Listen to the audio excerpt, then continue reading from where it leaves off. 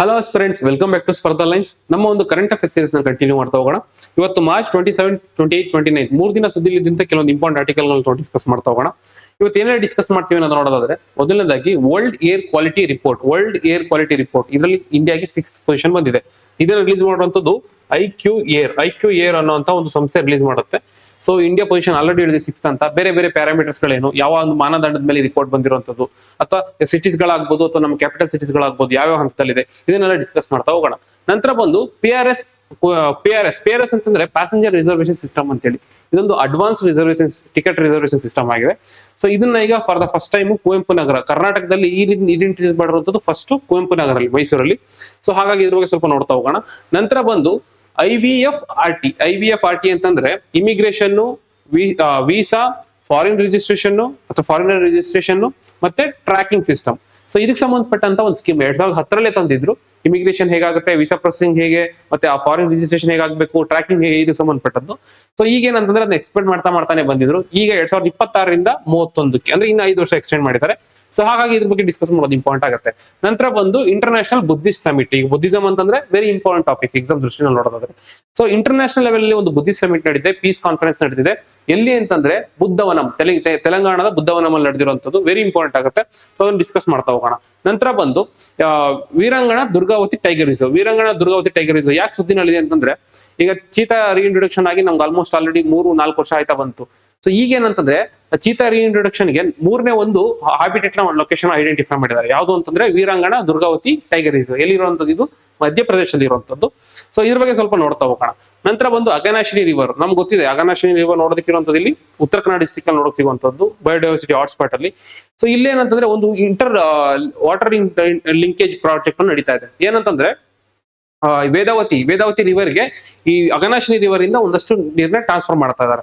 So ಹಾಗಾಗಿ ಅಲ್ಲಿ ಕೆಲವೊಂದು ಎನ್ವಿರಾನ್ಮೆಂಟಲ್ ಕನ್ಸರ್ನ್ಸ್ ಗಳು ಅರೈಸ್ ಆಗಿದೆ. ಸೊ ಅದೇನು ಇದನ್ನ ಡಿಸ್ಕಸ್ ಮಾಡ್ತಾ ಹೋಗೋಣ. ಆ ಕನ್ಸರ್ನ್ಸ್ ಗಳನ್ನ ಅರೈಸ್ ಮಾಡಿರುವಂತದ್ದು ಯುನೆಸ್ಕೋ. ಸೊ ಹಾಗಾಗಿ ಸ್ವಲ್ಪ ಡೀಟೇಲ್ ನೋಡ್ಬೇಕಾಗತ್ತೆ, ಅದೇನು ಅಂತ ನೋಡ್ತಾ ಹೋಗೋಣ. ನಂತರ ಬಂದು ಕರ್ನಾಟಕದಲ್ಲಿ OBC ಅದರ್ ಬ್ಯಾಕ್ವರ್ಡ್ ಕ್ಲಾಸಸ್ ಏನಿರ್ತಾರಲ್ಲ, ಸೊ ಅದರ್ ಬ್ಯಾಕ್ವರ್ಡ್ ಕ್ಲಾಸಸ್ ಗಳಿಗೆ ರಿಸರ್ವೇಶನ್ ಸಿಸ್ಟಮ್ ಇದೆ. 32% ರಿಸರ್ವೇಶನ್ ಇದೆ. ಸೊ ಅದ್ರಲ್ಲಿ ಏನಂತಂದ್ರೆ ಆ OBC ನಲ್ಲಿ ಯಾರಿಗೆ ಆಲ್ರೆಡಿ ಸ್ವಲ್ಪ ವೆಲ್ ಆಫ್ ಇದ್ದಾರೆ ಅಥವಾ ಇನ್ಕಮ್ ಚೆನ್ನಾಗಿದೆ, ಸೊ ಅವ್ರಗಳಿಗೆ ಏನ್ ಮಾಡ್ತಾರೆ ಅಂತಂದ್ರೆ ಕ್ರೀಮಿ ಲೇಯರ್ ಅಂತ ಕೊಟ್ಟು ಆ reservation ತಗೊಳ್ಳೋದ್ರಿಂದ ಹೊರಗಿಡ್ತಾರೆ.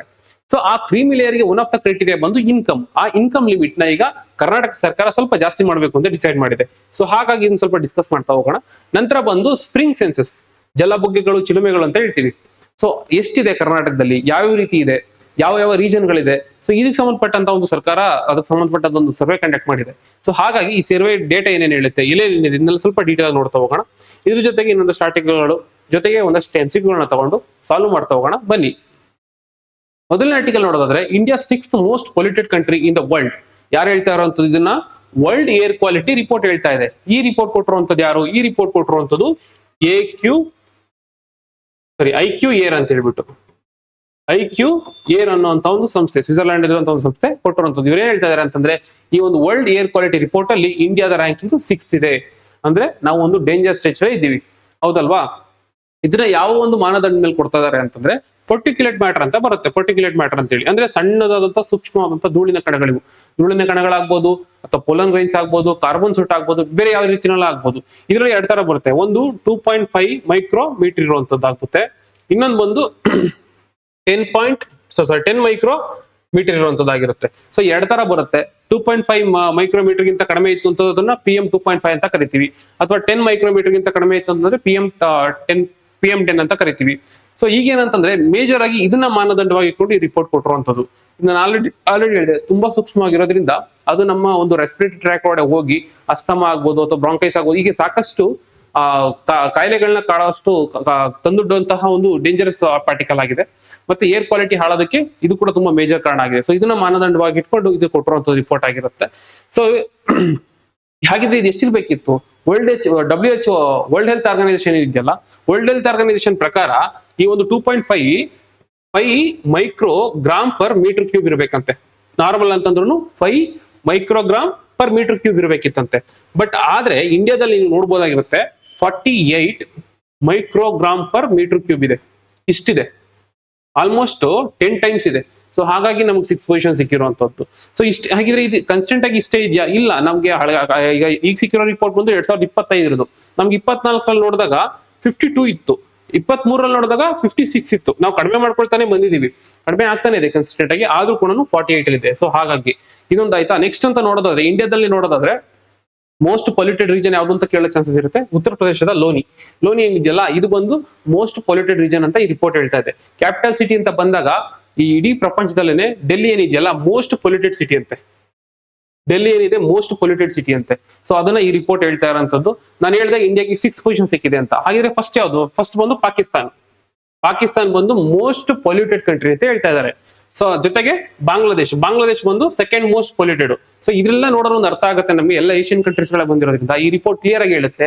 West Asian countries, South Asian countries, Central Asian countries ಬಂದು ಅಥವಾ ಏಷ್ಯನ್ ಕಂಟ್ರೀಸ್ ಬಂದು ತುಂಬಾ ಅಫೆಕ್ಟ್ ಆಗಿರುವಂತಹ ಪೊಲ್ಯೂಷನ್ ಅಫೆಕ್ಟ್ ಆಗಿರುವಂತಹ ರೀಜನ್ ಆಗಿದೆ ಅಂತ ಈ ರಿಪೋರ್ಟ್ ಹೇಳ್ತಾ ಇದೆ. ಸೊ ಇಷ್ಟೆಲ್ಲ ಫ್ಯಾಕ್ಟ್ಸ್ ಗಳು ಇಂಪಾರ್ಟೆಂಟ್ ಆಗುತ್ತೆ, ನೋಟ್ ಮಾಡ್ಕೋಬೇಕಾಗತ್ತೆ. ಸೊ ಪ್ರಶ್ನೆ ಯಾವ ರೀತಿ ಬರ್ಬೋದು? ವಿಶ್ವ ವಾಯುಮಟ್ಟ ವರದಿ ಅಥವಾ ವರ್ಲ್ಡ್ ಏರ್ ಕ್ವಾಲಿಟಿ ರಿಪೋರ್ಟ್ ಗೆ ಸಂಬಂಧಿಸಿದಂತೆ ಈ ಕೆಳಗಿನ ಹೇಳಿಕೆಗಳನ್ನು ಪರಿಗಣಿಸಿ. ಹಿಂದಿನ ವರ್ಷಗಳಿಗೆ ಹೋಲಿಸಿದರೆ ಭಾರತದಲ್ಲಿ PM 2.5 ಮಟ್ಟದಲ್ಲಿ ಇಳಿಕೆ ಕಂಡು ಬಂದಿದೆ. ನಾನು ಹೇಳಿದೆ ಈಗಿರುವಂತದ್ದು 48 microgram per metre cube ಅಂತ ಹೇಳಿ, ಮೊದಲು ಜಾಸ್ತಿ ಇತ್ತು, 52 ಇತ್ತು. ಸೊ ಹಾಗಾಗಿ ಇಳಿಕೆ ಕಂಡು ಬಂದಿದೆ, ಸರಿ ಇದೆ. ಇದು 2025 ಭಾರತವು ವಿಶ್ವದ ಅತ್ಯಂತ ಕಲುಷಿತ ದೇಶ ಎಂದು ಶ್ರೇಯಾಂಕ ಪಡೆದಿದೆ. ಇಲ್ಲ, ವಿಶ್ವದ ಅತ್ಯಂತ ಕಲುಷಿತ ಅಲ್ಲ, ಬದಲಿಗೆ ನಮ್ಗೆ ಸಿಕ್ಕಿರುವಂತದ್ದು 6th ಪೊಸಿಷನ್. ಸೊ ಹಾಗಾಗಿ ತಪ್ಪಾಗುತ್ತೆ. ವಿಶ್ವದ ಅತ್ಯಂತ ಕಲುಷಿತ ಕಂಟ್ರಿ ಅಂತ ಯಾವ್ದಾದ್ರೆ ಅದು ಪಾಕಿಸ್ತಾನ್, ನೆನ್ಪಿಟ್ಕೊಳ್ಳಿ. ಈ ವರದಿಯನ್ನು IQAir ಸಂಸ್ಥೆ ಬಿಡುಗಡೆ ಮಾಡುತ್ತದೆ. ಕರೆಕ್ಟ್, ಇದನ್ನ ರಿಲೀಸ್ ಮಾಡುವಂತದ್ದು ಯಾರು ಅಂತ ಇಂಪಾರ್ಟೆಂಟ್ ಆಗುತ್ತೆ. ಇದೇ ಅಲ್ಲ, ಯಾವ ರಿಪೋರ್ಟ್ ಆದ್ರೂ ಅಷ್ಟೇ. ಸೊ ಹಾಗಾಗಿ ಈ ಸ್ಟೇಟ್ಮೆಂಟ್ ಸರಿಯಾಗುತ್ತೆ. ಆನ್ಸರ್ ಬಂದು 1 ಮತ್ತು 3 ಸರಿಯಾಗಿದೆ. ಮುಂದಿನ ಆರ್ಟಿಕಲ್ ನೋಡೋದಾದ್ರೆ cabinet extends IVFRT scheme for 5 years to boost immigration and visa services. ಇದನ್ನು ಸ್ವಲ್ಪ ನೀವು ಬ್ರೇಕ್ ಡೌನ್ ಮಾಡಿದ್ರೆ ಐಡಿಯಾ ಬರುತ್ತೆ. Immigration, visa processing, foreign visitors ಏನಿರಲ್ಲ ಅವ್ರ ರಿಜಿಸ್ಟ್ರೇಷನ್ ಆಗ್ಬೋದು, ಟ್ರ್ಯಾಕಿಂಗ್ ಸಿಸ್ಟಮ್ ಆಗ್ಬೋದು. ಸೊ ಇದಕ್ಕೆ ಅಂತ ಮಾಡಿರುವಂತ ಒಂದು ಸ್ಕೀಮ್ ಆಗಿದೆ. ಅಂದ್ರೆ 2010 ತಂದಿದ್ದನ್ನ 2010 ತಂದಿದ್ದು. ಸೊ ಅಲ್ಲಿಂದ ಇದನ್ನ ಎಕ್ಸ್ಟೆನ್ಷನ್ ಮಾಡ್ಕೊಳ್ತಾ ಬಂದಿದ್ದಾರೆ ಎವ್ರಿ 5 years. ಈಗ ತಂದಿರುವಂತದ್ದು 2026ರಿಂದ 31, 2026ರಿಂದ 31 ಇದನ್ನ ಎಕ್ಸ್ಟೆನ್ಷನ್ ಮಾಡ್ತಾ ಹೋಗ್ತಾರೆ. ಸೊ ಈ ಟೈಮ್ ಅಲ್ಲಿ ಏನ್ ಮಾಡಿದ್ದಾರೆ ಅಂತಂದ್ರೆ ಕೆಲವೊಂದು ಅಡ್ವಾನ್ಸ್ಮೆಂಟ್ ತರ್ತಾ ಹೋಗಿದ್ದಾರೆ. ಫಾರ್ ಎಕ್ಸಾಂಪಲ್ ಏನಂತಂದ್ರೆ ಒಂದು ಪ್ಲಾಟ್ಫಾರ್ಮ್ ಗಳನ್ನ ತರುವಂತದ್ದಾಗ್ಬೋದು, ಟೆಕ್ನಾಲಜಿ ಇಂಟಿಗ್ರೇಷನ್ ಮಾಡುವಂತದ್ದಾಗ್ಬೋದು. ಈಗ ಇಮಿಗ್ರೇಷನ್ ಮಾಡ್ತಾರೆ ಅಥವಾ ಎಕ್ಸಿಟ್ ಆಗ್ತಾರೆ ಅಥವಾ ಇಮಿಗ್ರೇಟ್ ಆಗ್ತಾರೆ ಅಂತಂದ್ರೆ ಅವುಗಳ ಡೇಟಾಗಳನ್ನ ಮಾನಿಟರ್ ಮಾಡುವಂಥದ್ದು, ರಿಯಲ್ ಟೈಮ್ ಅಲ್ಲಿ ಟ್ರ್ಯಾಕಿಂಗ್ ಮಾಡುವಂತದ್ದಾಗ್ಬೋದು, ಡೇಟಾ ಸೆಂಟರ್ ಗಳನ್ನ ಅಪ್ಡೇಟ್ ಮಾಡುವಂತದ್ದಾಗ್ಬೋದು, ಆ ಚೆಕ್ ಪಾಯಿಂಟ್ ಗಳನ್ನ ಅಪ್ಗ್ರೇಡೇಷನ್ ತರುವಂತದ್ದಾಗ್ಬೋದು. ಈ ರೀತಿಯಾದ ಸಾಕಷ್ಟು ಸ್ಕೀಮ್ಸ್ ಗಳ ಜೊತೆ ಇದು ಮಾಡ್ತಾ ಹೋಗಿದ್ದಾರೆ. ಮತ್ತೆ ಡೇಟಾ ಸೆಂಟರ್ ಗಳನ್ನ ಡಿಸೆಂಟ್ರಲೈಸ್ ಮಾಡಿ ಅದನ್ನ ಕರೆಕ್ಟ್ ಆಗಿ ಮಾನಿಟರ್ ಮಾಡುವಂತದ್ದಾಗ್ಬೋದು, ಸೆಕ್ಯೂರಿಟಿಯನ್ನು ಇನ್ಶೂರ್ ಮಾಡ್ಕೊಳ್ಳುವಂತದ್ದಾಗ್ಬೋದು. ಸೊ ಈ ರೀತಿಯಾದಂತಹ ಕೆಲವೊಂದು ವಿಚಾರಗಳಿಗೆ ಈಗ ಕೈ ಹಾಕಿರುವಂತದ್ದು. ಸೊ ಇದ್ರ ಮೇಲೆ ಪ್ರಶ್ನೆ ಬಂದು ಯಾವ ತರ ಬರ್ಬೋದು?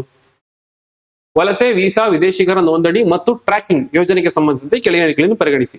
ಇದು ವಲಸೆ, ವೀಸಾ ಮತ್ತು ವಿದೇಶಿಯರ ನೋಂದಣಿ ವ್ಯವಸ್ಥೆಗಳನ್ನು ಸಂಯೋಜಿಸುತ್ತದೆ. ಅಂದ್ರೆ ಎಲ್ಲಾನು ಇಂಟಿಗ್ರೇಟ್ ಮಾಡ್ತಾ ಇದೆ, ಎಲ್ಲ ಇಂಟಿಗ್ರೇಟ್ ಮಾಡ್ಬಿಟ್ಟು ಒಂದು ಪ್ಲಾಟ್ಫಾರ್ಮ್ ತರ್ತಾ ಇದೆ. ಸೊ ಹಾಗಾಗಿ ಕರೆಕ್ಟ್ ಆಗಿದೆ. ಇದನ್ನು ಮೊದಲ ಬಾರಿಗೆ 2025ರಲ್ಲಿ ಪ್ರಾರಂಭಿಸಲಾಗಿತ್ತು. ಇಲ್ಲ, 2025ರಿಂದ ಅಂದ್ರೆ 2025ಗೆ ಎಂಡ್ ಆಗಿತ್ತು. 2026ರಿಂದ ಅದನ್ನ ಎಕ್ಸ್ಟೆನ್ಷನ್ ಮಾಡಿದ್ದಾರೆ ಅಷ್ಟೇ. ಮೊದಲು ಲಾಂಚ್ ಆಗಿದ್ದು 2010ರಲ್ಲಿ. ಸೊ ಹಾಗಾಗಿ ಈ ಸ್ಟೇಟ್ಮೆಂಟ್ ತಪ್ಪಾಗುತ್ತೆ. ಇದು ಭದ್ರತೆ ಮತ್ತು ಸುಲಭಕರ ಪ್ರಯಾಣ ಎರಡನ್ನೂ ಹೆಚ್ಚಿಸುವ ಗುರಿಯನ್ನು ಹೊಂದಿದೆ. ಬರೀ ಸೆಕ್ಯೂರಿಟಿ ಪರ್ಪಸ್ ಅಷ್ಟೇ ಅಂತಲ್ಲ, ಇವನ್ ಯಾರಾದ್ರೂ ಫಾರಿನರ್ಸ್ ಬರ್ತಾರೆ ಅಂತಂದ್ರೆ ಅವ್ರಿಗೆ ಟ್ರಾವೆಲ್ ಮಾಡೋದಕ್ಕೆ ಒಂದು ಪ್ರೋಸೆಸ್ ನ ಈಸ್ ಮಾಡ್ಕೊಡ್ಬೇಕಾಗತ್ತೆ. ಸೊ ಹಾಗಾಗಿ ಅವತ್ತು ಪ್ರಯಾಣ ಸುಲಭಕರ ಆಗಿರುವಂತ ನೋಡ್ಕೋಬೇಕು, ಜೊತೆಗೆ ಭದ್ರತೆನೂ ಎನ್ಶೂರ್ ಮಾಡ್ಕೋಬೇಕು. ಸೊ ಎರಡು ಉದ್ದೇಶನ ಹೊಂದಿರೋದ್ರಿಂದ ಈ ಸ್ಟೇಟ್ಮೆಂಟ್ ಸರಿಯಾಗಿದೆ. ಆನ್ಸರ್ ಬಂದು 1 ಮತ್ತು 3 ಸರಿಯಾಗಿದೆ. ಮುಂದಿನ ಆರ್ಟಿಕಲ್ ನೋಡೋದಾದ್ರೆ Hyderabad Buddhavanam to host world Buddhist peace conference with delegates from 22 countries. ಸುಮಾರು 22 ಕಂಟ್ರೀಸ್ಗಳು ಈ ಒಂದು ಕಾನ್ಫರೆನ್ಸ್ ಅಲ್ಲಿ ಪಾರ್ಟಿಸಿಪೇಟ್ ಮಾಡಿರುವಂತದ್ದು. ಎಲ್ಲಿ ನಡೆದಿರುವಂತದ್ದು? ಇದು ಬುದ್ಧವನಂ, ತೆಲಂಗಾಣದ ಬುದ್ಧವನಂನಲ್ಲಿ ನಡೆದಿರುವಂತದ್ದಾಗಿರುತ್ತೆ. ಇದೊಂದು ಬುದ್ಧಿಸ್ಟ್ ಪೀಸ್ ಕಾನ್ಫರೆನ್ಸ್ ಆಗಿದೆ. ಇಲ್ಲಿ ಏನ್ ಮಾಡ್ತಾರೆ ಅಂತಂದ್ರೆ ಬೇರೆ ಬೇರೆ ದೇಶಗಳಿಂದ ಬಂದಂತಹ ಒಂದು ಬೌದ್ಧ ಸನ್ಯಾಸಿಗಳಾಗ್ಬೋದು ಅಥವಾ ಬೇರೆ ಬೇರೆ ಡೆಲಿಗೇಟ್ಸ್ ಗಳಾಗ್ಬೋದು, ಇವ್ರು ಏನ್ ಮಾಡ್ತಾರೆ ಅಂತಂದ್ರೆ ಕೂತ್ಕೊಂಡು ಡಿಸ್ಕಸ್ ಮಾಡ್ತಾರೆ.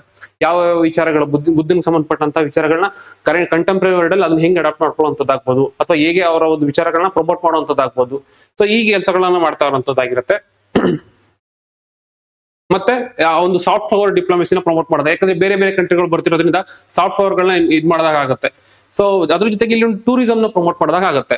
ಸೊ ಇಲ್ಲಿ ನಿಮ್ಗೆ ಯಾವ ರೀತಿ ಪ್ರಶ್ನೆಗಳು ಬರ್ಬೋದು ಅಂತಂದ್ರೆ ತೆಲಂಗಾಣ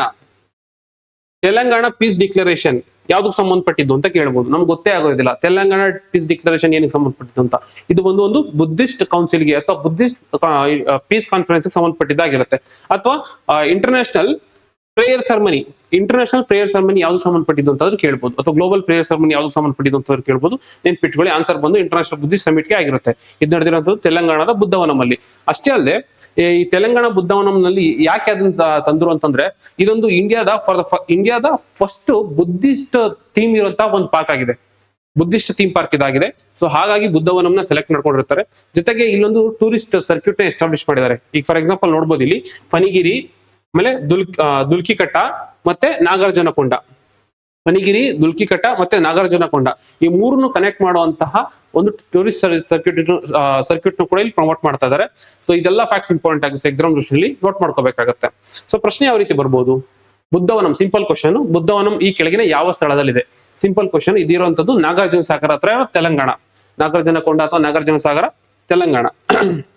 ಮುಂದಿನ ಆರ್ಟಿಕಲ್ ನೋಡೋದಾದ್ರೆ 3.5 years after PM Modi launches Project Cheetah, Madhya Pradesh CM lays foundation for its third home in country. ಏನಾಗಿದೆ ಅಂತಂದ್ರೆ, ನಮ್ಗೆ ಗೊತ್ತಿದೆ 1952 ನಲ್ಲೇ ಏಷ್ಯಾಟಿಕ್ ಚೀತಾ ಏನಿತ್ತಲ್ಲ, ಏಷ್ಯಾಟಿಕ್ ಚೀತಾ, ಇದು actually African cheetah. Asiatic cheetah ಏನಿತ್ತು ಅದು ಎಕ್ಸ್ಟಿಂಟ್ ಆಗಿತ್ತು, ಬೇಟೆ ಆಗ್ಬೋದು, ಸಾಕಷ್ಟು ಕಾರಣಗಳಿಂದ ಇದು ಎಕ್ಸ್ಟಿಂಟ್ ಆಗಿತ್ತು. ಸೊ ಆಮೇಲೆ ಏನ್ ಮಾಡಿದ್ವಿ ಅಂತಂದ್ರೆ, ನಾವು 2027ರಿಂದ ಆಫ್ರಿಕನ್ ಚೀತಾನ ಆಫ್ರಿಕನ್ ಚೀತಾನ ನಾವು ತರಿಸಿ ಇಲ್ಲಿ ರೀಇಂಟ್ರೊಡ್ಯೂಸ್ ಮಾಡೋದಕ್ಕೆ ಶುರು ಮಾಡಿದ್ವಿ. ಎಲ್ಲಿಂದ? ನಮೀಬಿಯಿಂದ ತರಿಸಿದ್ವಿ. ಫಸ್ಟ್ ನಮೀಬಿಯಿಂದ ಪ್ರಾಜೆಕ್ಟ್ ಚೀತಾ ಅಂಡರ್ ಏನ್ ಮಾಡ್ತೀವಿ ಅಂತಂದ್ರೆ, ಫಸ್ಟ್ ಕೂನೋಗ್ ತರ್ತೀವಿ, ಮಧ್ಯಪ್ರದೇಶದ ಕೂನೋ ನ್ಯಾಷನಲ್ ಪಾರ್ಕ್ ತಂದು ಇಂಟ್ರೊಡ್ಯೂಸ್ ಮಾಡ್ತೀವಿ. ಸೊ ಅಲ್ಲಿ ಚೆನ್ನಾಗಿ ಪ್ರೋಗ್ರೆಸ್ ಆಗ್ತಾ ಇತ್ತು. ಸೊ ನಂತರ ಏನ್ ಮಾಡ್ತೀವಿ ಅಂತಂದ್ರೆ, ಗಾಂಧಿ ಸಾಗರ್, ಮಧ್ಯಪ್ರದೇಶದ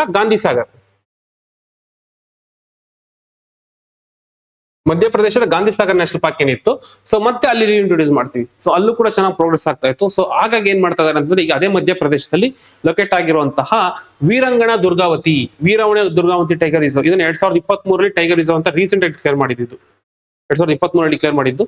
ಸೊ ಈ ಜಾಗನ ಈಗ ಐಡೆಂಟಿಫೈ ಮಾಡ್ತಾ ಇದ್ದಾರೆ. ಸೊ ಹಾಗಾಗಿ 3 ನ್ಯಾಷನಲ್ ಪಾರ್ಕ್ ಗಳು ಇಂಪಾರ್ಟೆಂಟ್ ಆಗುತ್ತೆ. ಮತ್ತೆ ಮಧ್ಯಪ್ರದೇಶದಲ್ಲಿ ನೋಡೋದಾದ್ರೆ this is the largest tiger reserve ಆಗುತ್ತೆ.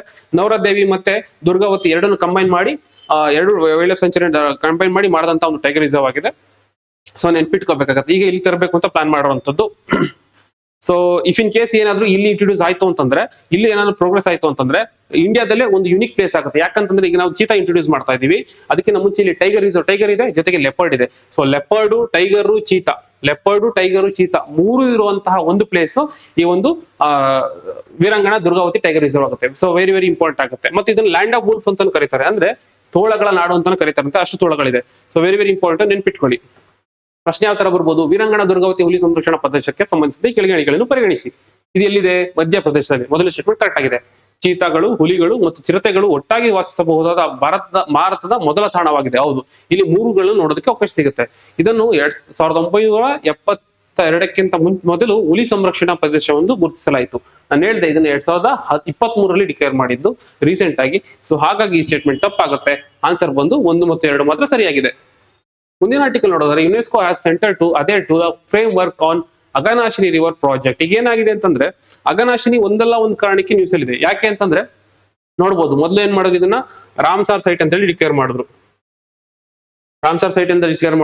ಅದಕ್ಕಿಂತ ಮುಂಚೆ ಏನಾಗಿತ್ತು ಅಂತಂದ್ರೆ, ಇದು ವೆಸ್ಟರ್ನ್ ಘಾಟ್ಸ್ ಅಲ್ಲಿ ಇರೋದ್ರಿಂದ ಇದೊಂದು ಹಾಟ್ಸ್ಪಾಟ್ ಆಗಿದೆ, ಬಯೋಡೈವರ್ಸಿಟಿ ಹಾಟ್ಸ್ಪಾಟ್ ಆಗಿದೆ. ಮತ್ತೆ ನೆಕ್ಸ್ಟ್ ಏನಾಯ್ತು ಅಂತಂದ್ರೆ, ನಾನು ಅಪ್ಪೆ ಮಿಡಿ ಮ್ಯಾಂಗೋ ಬಗ್ಗೆ ಡಿಸ್ಕಸ್ ಮಾಡ್ಬೇಕಾದ್ರೆ ಹೇಳ್ತಾ ಇದ್ದೆ, ಆ ಒಂದು ಬೆಲ್ಟ್ ಏನಿದೆ, ಆ ಬೆಲ್ಟ್ ಪೂರ್ತಿನೂ ಬಯೋಡೈವರ್ಸಿಟಿ ಹೆರಿಟೇಜ್ ಸೈಟ್ ಅಂತ ಹೇಳಿ ಡಿಕ್ಲೇರ್ ಮಾಡಿ ಅಂತ ಡಿಮ್ಯಾಂಡ್ ಮಾಡ್ತಾ ಇದ್ದಾರೆ ಅಂತ ಹೇಳ್ಬಿಟ್ಟು. ಅದ್ರ ಜೊತೆಗೆ ಇಲ್ಲಿ ಕಗ್ಗಾ ರೈಸ್ ಅಂತ ಬೆಳಿತಾರೆ, ಅಂದ್ರೆ ಆ ಒಂದು ಸಾಲ್ಟ್ ಟಾಲರೆಂಟ್ ಇರುವಂತಹ ಒಂದು ರೈಸ್ ವೆರೈಟಿ. ಸೊ ಹಾಗಾಗಿ ಅದರೊಂಥರ ವೆರೈಟಿನ ಇದು ಮಾಡುವಂಥದ್ದು. ಮತ್ತೆ ಸಾಕಷ್ಟು ಬಯೋಡೈವರ್ಸಿಟಿ ಪ್ರೊಟೆಕ್ಟ್ ಮಾಡಿರುವಂತ ಜಾಗ. ಸೊ ಹಂಗ್ ನೋಡಕ್ ಹೋದ್ರೆ ಒಂದು ರೀತಿ ಎಕೋ ಸೆನ್ಸಿಟಿವ್ ಝೋನ್ ಆಗಿದೆ ಇದು. ಸೊ ಇಲ್ಲಿ ಏನಾಗಿದೆ ಅಂತಂದ್ರೆ, ಒಂದು ರಿವರ್ ಲಿಂಕಿಂಗ್ ಪ್ರಾಜೆಕ್ಟ್ ನ ಕೈ ಹಾಕಿದ್ದಾರೆ. ಈ ಅಘನಾಶಿನಿ ರಿವರ್ ಏನಿದೆ, ಸೊ ಅದರಲ್ಲಿ ಸುಮಾರು 35 TMC ನೀರು ಇದೆಯಲ್ಲ, ಸೊ ಅದನ್ನ ವೇದಾವತಿಗೆ ಡೈವರ್ಟ್ ಮಾಡ್ಬೇಕು ಅಂತ ಪ್ಲಾನ್ ಮಾಡಿರುವಂತದ್ದು. ಸೊ ಸ್ವಲ್ಪ ಅಷ್ಟನ್ನು ಡೈವರ್ಟ್ ಮಾಡಿ ಈಗ ಚಿತ್ರದುರ್ಗ ಅಂತ ಜಾಗಗಳಿಗೆ ಏನ್ ಮಾಡ್ಬೇಕು, ಇರಿಗೇಷನ್ ಆಗ್ಬೋದು, ಡ್ರಿಂಕಿಂಗ್ ವಾಟರ್ ಆಗ್ಬೋದು, ಸೊ ಅಲ್ಲಿಗೆ ಅದನ್ನ ಪುಷ್ ಮಾಡ್ಬೇಕು ಅಂತ ಹೇಳಿ ಪ್ಲಾನ್ ಮಾಡಿದ್ರು.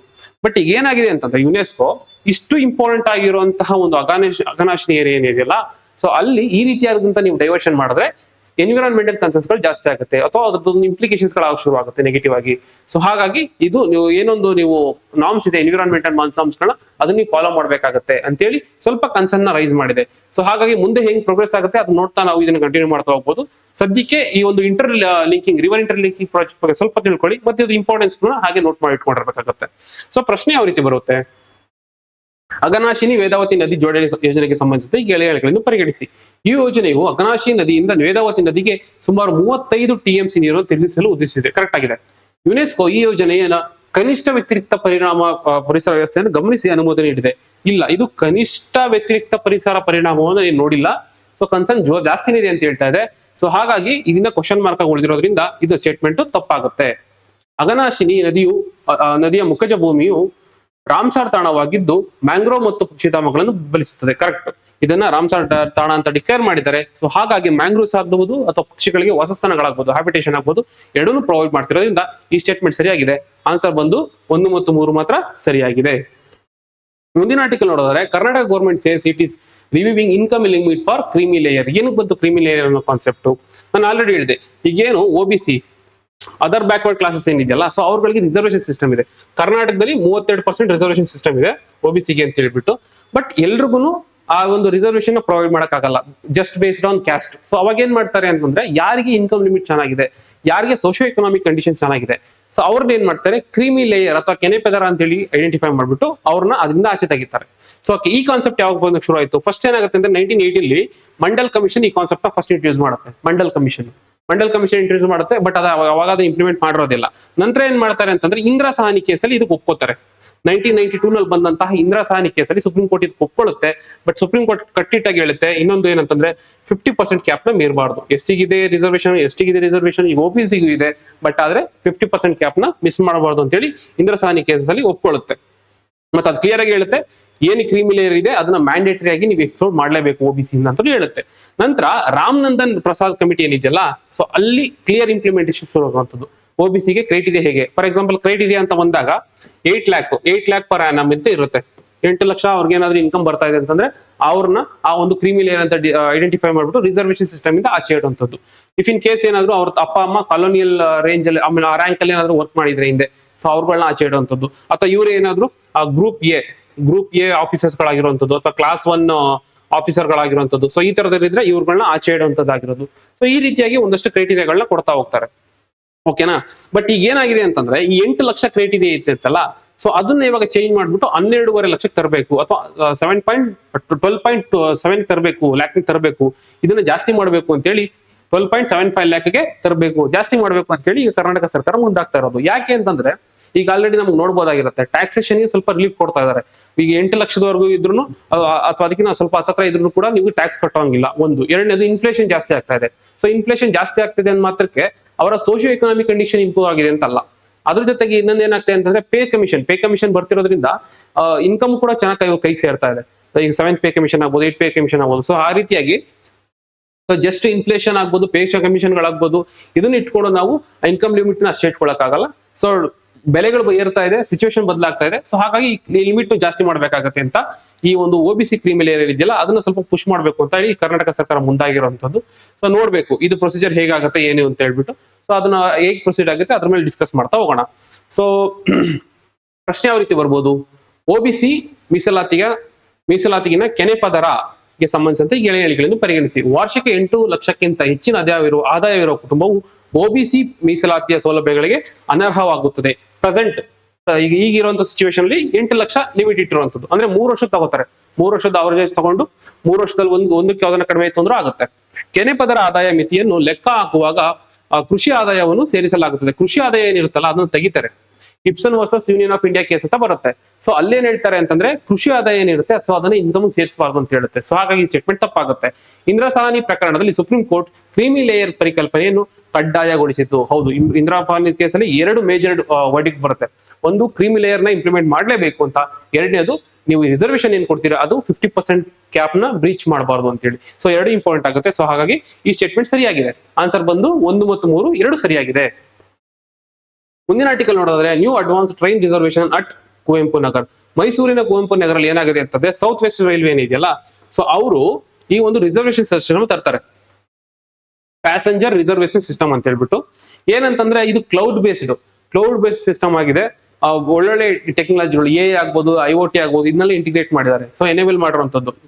ಎಷ್ಟು ಫಾಸ್ಟ್ ಆಗಿ ಕೆಲಸ ಮಾಡುತ್ತೆ ಅಂತಂದ್ರೆ, ನಮ್ಗೆ ಅರ್ಥ ಆಗೋ ಭಾಷೆಯನ್ನು ಹೇಳ್ಬೇಕು ಅಂತಂದ್ರೆ, ಸುಮಾರು 1 ಲಕ್ಷ ಟಿಕೆಟ್ಸ್ಗಳು ಪ್ಲಸ್ 1 ಲಕ್ಷ ಕ್ವೈರೀಸ್, ಇದನ್ನ ವಿತಿನ್ ಎ ಮಿನಿಟ್ ಮಾಡೋಷ್ಟು ಕೆಪಾಸಿಟಿ ಇದೆಯಂತೆ. ವಿತಿನ್ ಎ ಮಿನಿಟ್ ಮಾಡೋಷ್ಟು ಅಂದ್ರೆ 1 ಲಕ್ಷ ಟಿಕೆಟ್ಗಳನ್ನ ನೀವು 1 ನಿಮಿಷದಲ್ಲೇನೆ ಬುಕ್ ಮಾಡಬಹುದು.